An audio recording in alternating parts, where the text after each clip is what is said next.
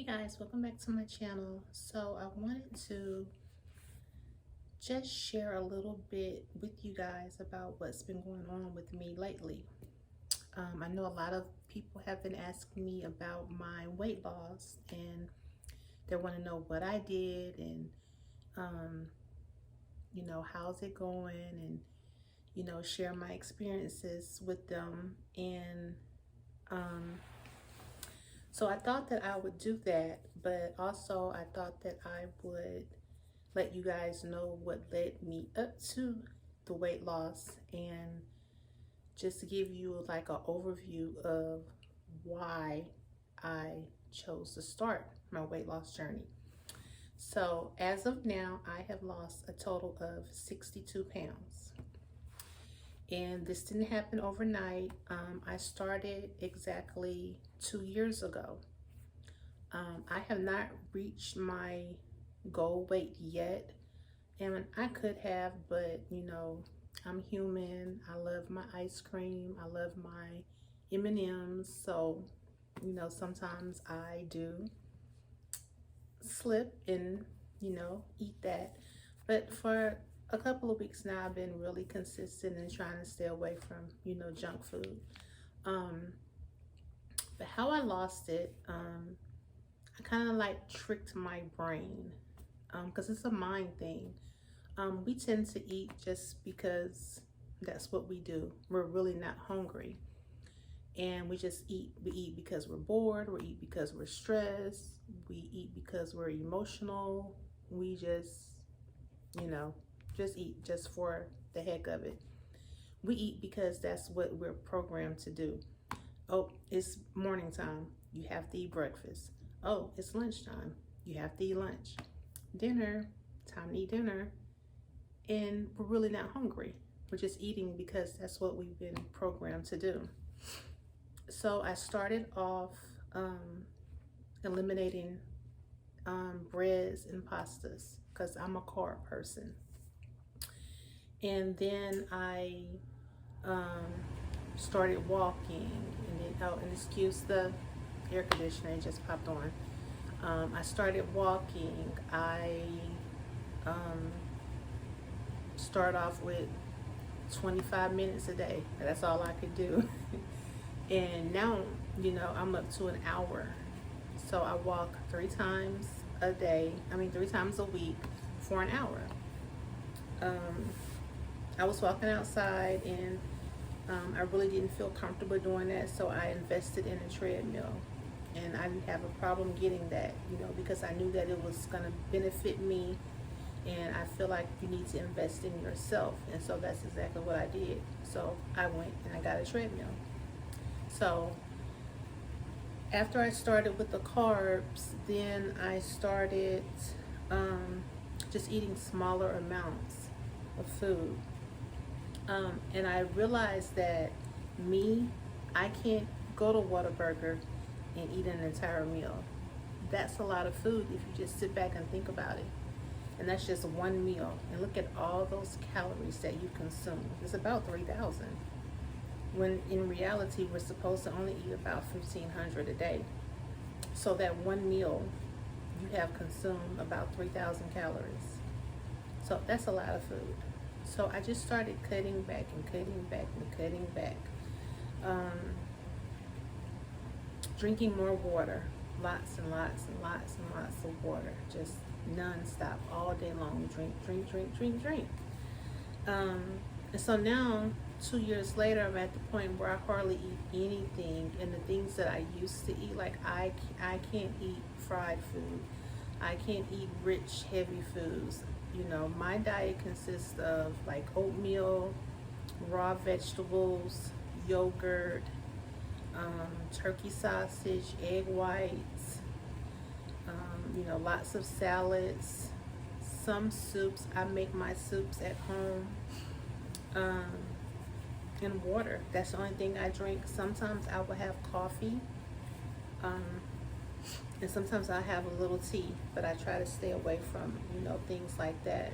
But yeah, so that's what I'm doing. Like, I eat small amounts of food, and I only eat one meal a day.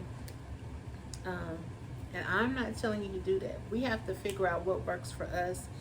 That's what works for me, and that's just what my body can tolerate now. And when I say raw vegetables, I mean I eat carrots, broccoli, cauliflower. That's what I eat. And sometimes I'll sprinkle a little bit of the raspberry vinaigrette on it. Sometimes a little blue cheese. But I'm trying to eliminate dairy from my diet as well.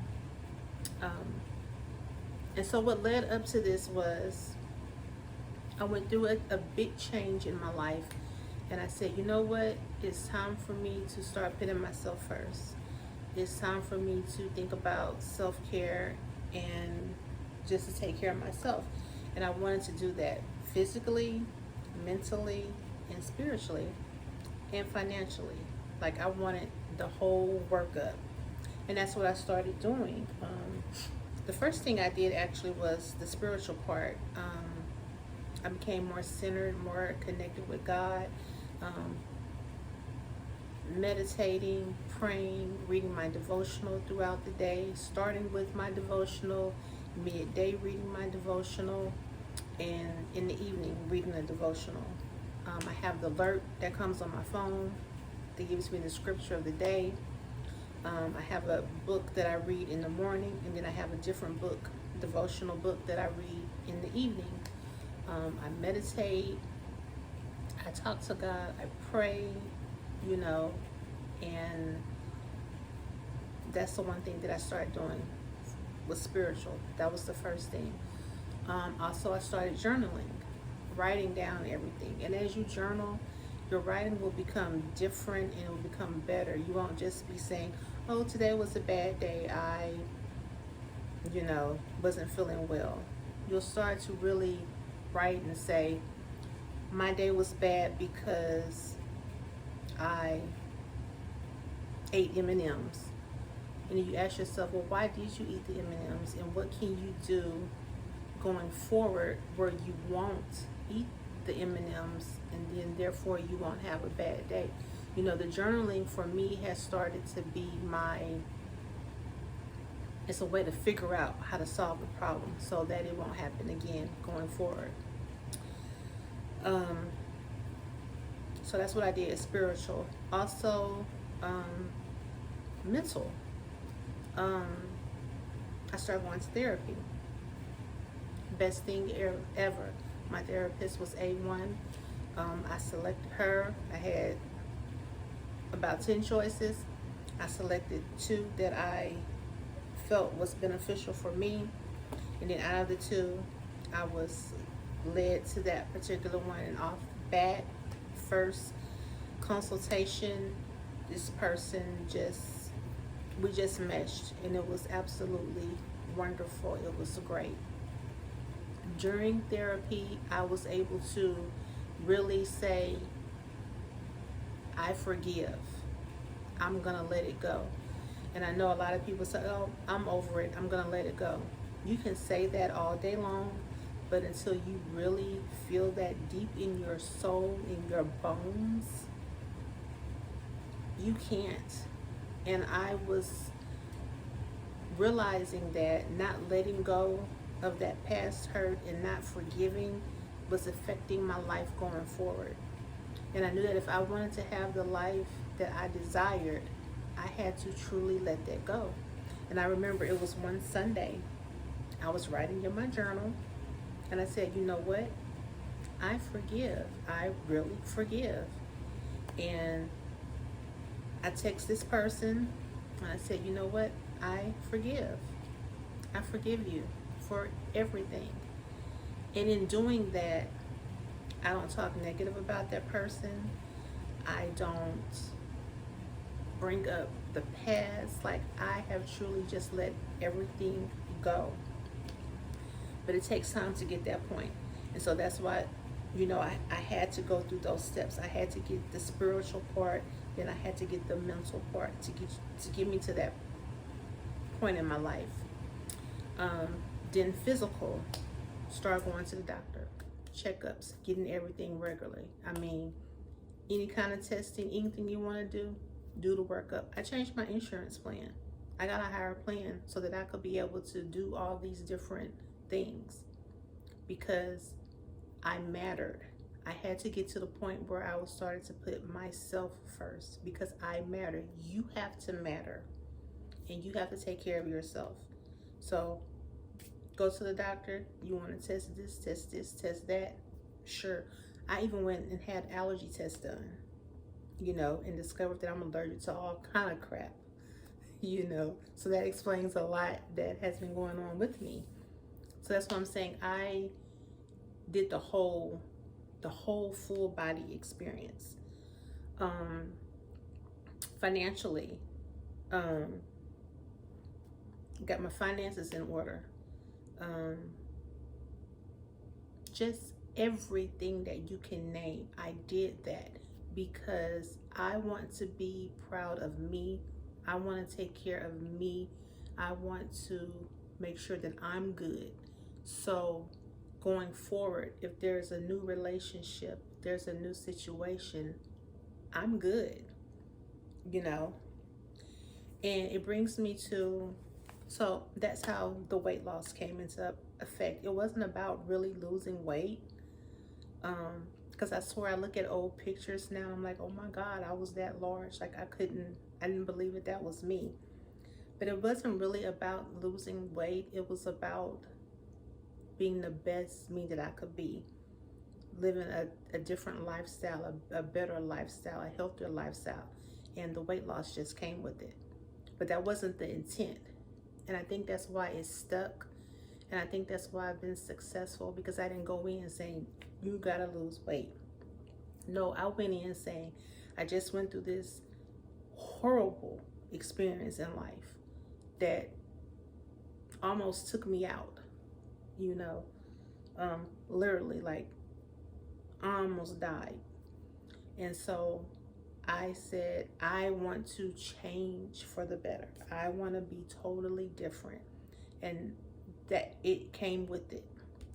And in doing so, I discovered that when you get yourself right, anybody that comes into your life, they're going to be coming into this great person, this person that doesn't have baggage, this person that doesn't have past drama, this person that has their self together. And that's what you want to do when you go into a new relationship or a new situation. You want to be A1 for yourself, so then it can show and shine through, and you won't have to worry about being that red flag. And somebody said one time, I heard somebody say, and we're kind of shifting gears because I want to get to this part. Someone once said that if a man knocked on your door right now and you open it, would you be ready for a relationship? And that's a good thing to ask yourself. If someone knocked on your door right now, would you be ready for a relationship? And if you really think about it, a lot of us would not be. And the person was saying, is your house clean? Does it have a deep clean? Are there dirty dishes in the sink? Is there laundry everywhere? Is your bathroom filthy? Do your floors need mopping? So are you going to welcome a man into your filthy home? Is your home ready? Look around right now. Is your home ready to welcome a man in? So I'm going to answer that question. Yes, I clean my home every day. My home is ready for a man to come in. Come on in. Have a seat. Another thing, mentally, are you ready for a man? Are you still holding on to past hurt from a failed relationship, from a family issue, from a loss of a job, anything that works on you mentally? Are you free of that? Are you clear? Because you don't want to welcome a man into your home. And I'm saying man, whatever your preference is, woman, whatever. Are you ready to welcome? I'm saying man because man for me. So, are you ready to welcome a man into your mental? Are you ready up there? Or is the little thing that he does gonna stress you out and you guys argue, and then there's another failed relationship because you weren't ready mentally? Number 3, are you ready physically? You know, is your body the way that you want it? And I'm just not talking about getting a BBL and crap like that. I'm talking about, are you going to the doctor, getting your regular checkups? Are you healthy? Are you taking care of yourself? Are you doing the things that you need to do physically to welcome a man into your space? Financially, how's your credit score? A man does not want somebody with a 520 credit score, just like you wouldn't want somebody with a 520, you know? So are your finances in order? Are you in debt? Are you dodging bill collectors, screening your phone calls? You know, things like that. Spiritually, your connection, where is your spiritual connection? And that's so important, because we all have stress, we all have things that happen in our life, and we're gonna have to be spiritually grounded so we can handle those things. Because if you're in a relationship with someone and you lose a job, how are you gonna react?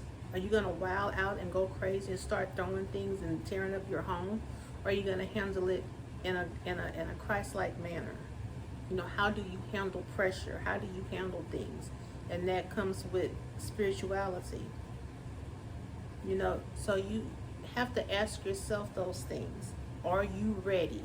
Are you really ready to welcome another person into your life? And then we got to go to the external part. Are you ready to welcome a man in your life? Or are your legs shaved? Are your underarms shaved? Are you waxed and vaxxed? You know, are you ready?